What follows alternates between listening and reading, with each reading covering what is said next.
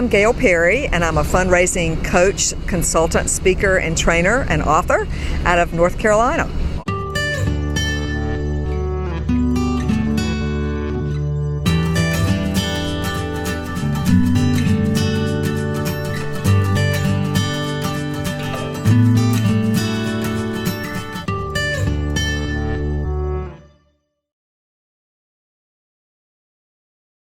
I find that board members are lost a little bit serving on the board, and it's very important for us to take the lead and manage them.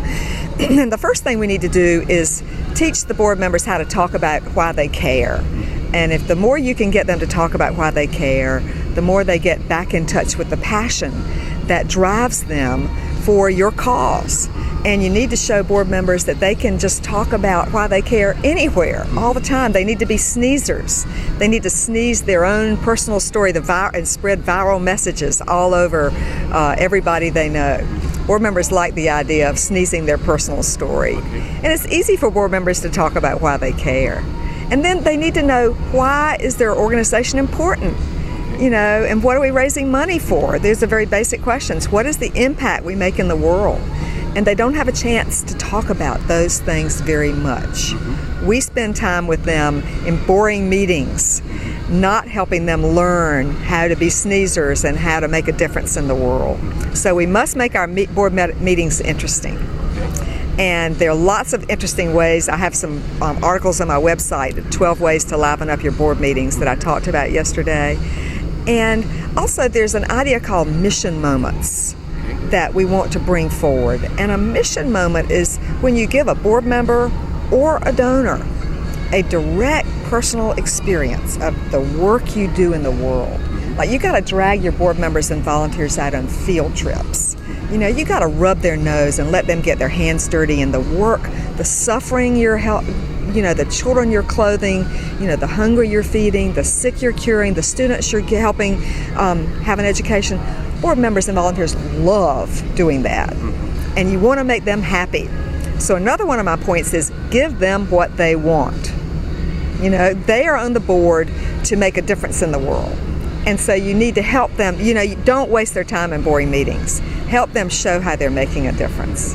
And something else board members want, they want to meet the other board members, because studies show that the number one reason board members join boards is who else is on the board.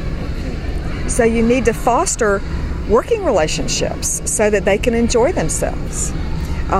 Another one of my tips is to be sure to give them social time, because if they really want to meet their other board members, you have to have a luncheon or dinner or a pizza dinner or whatever your board members like to do, drinks, because social time builds personal relationships between you and someone else. They get to know the person, and that builds a sense of team and trust and collegiality. And you want all that on your board. You have to help your board members get to know each other. So my great fundraising motto is, when in doubt, throw a party. And if you can make everything fun for your board members, they will be happy.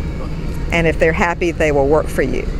And then the last point of my 7 steps is focus them on real action items, real things they can do to make a difference.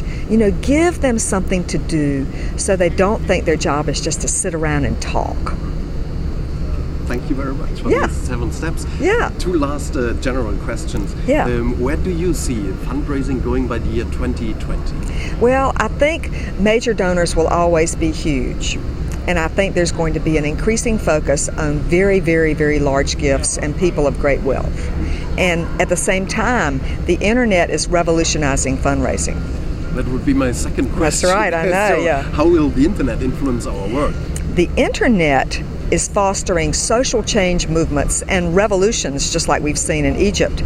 And it is going to become an increasing power to make social change and philanthropy available to the everyday person.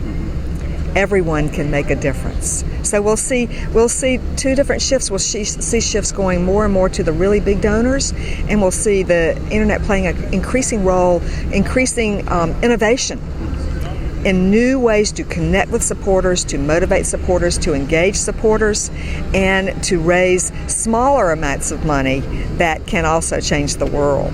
I think fundraising is going to be a very exciting profession in the next 10 years.